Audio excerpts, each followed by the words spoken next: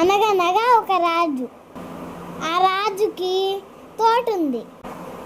ఆ తోటలో కాపలదారుడు సూరయ్య, ఆయన భార్య నరసమ్మ. ఒకరోజు ఉదయం సూరయ్య తోట మొత్తం తిరుగుతూ ఉన్నాడు. ఒకవైపున చెట్లు మేసి ఉండటం చూశాడు. రాజుగారికి తెలిస్తే ఏం చేస్తారో అని భయపడ్డాడు. మొత్తం తోటంతా తిరిగి చూశాడు. కంచె బాగానే ఉంది. జంతువులు కూడా రావడానికి లేదు. ఆ రోజు నుంచి సూరయ్య రాత్రి తోటలో తిరుగుతూ ఉండేవాడు.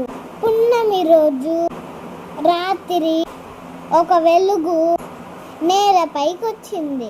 ఒక రెక్కల ఏనుగు వచ్చింది. దానికి కావాల్సిన మేత మేసింది. తెల్లవారుగుండగా ఆ ఏనుగు పైకి ఎగిరింది. సూరయ్య దాని తోక పట్టుకొని పైకి ఎగిరాడు. ఆ ఏనుగు ఒక వింత లోకంలోకి తీసుకెళ్ళింది. అక్కడ రత్నాలు, ఆభరణాలు చాలా ఉన్నాయి.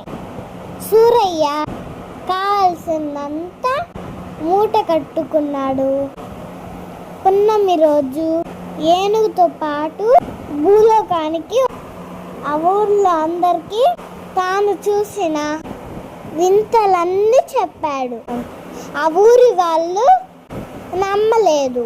అందుకని పున్నమి రోజు రాత్రి అందరినీ తోట దగ్గరికి రమ్మన్నాడు. ఆ రోజు రెక్కలు గుర్రం రాగానే మేత మేసింది. తెల్లవారుతుండగా ఏనుగు గాల్లోకి ఎగిరింది. దాని తోక పట్టుకొని సూరయ్య మిగిలిన వాళ్ళు అందరూ గాల్లో ఎగిరారు. చివరగా ఉన్న మల్లమ్మ ఒక సందేహం వచ్చింది. వింత లోకంలో గుమ్మడికాయ ఎంత పెద్దగా ఉంటుంది అని పైవారిని అడిగింది. వాళ్ళని అడిగారు. పైనుండే వాళ్ళని అడిగారు. చివరగా సూరయ్యకి ఈ ప్రశ్న చేరింది.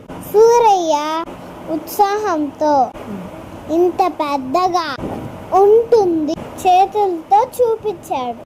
ఆ సూరయ్య ఏనుగు తోకను వదిలేశాడు. అందరూ వచ్చి నేలపైన పడ్డారు. Okay, thank you, bye bye.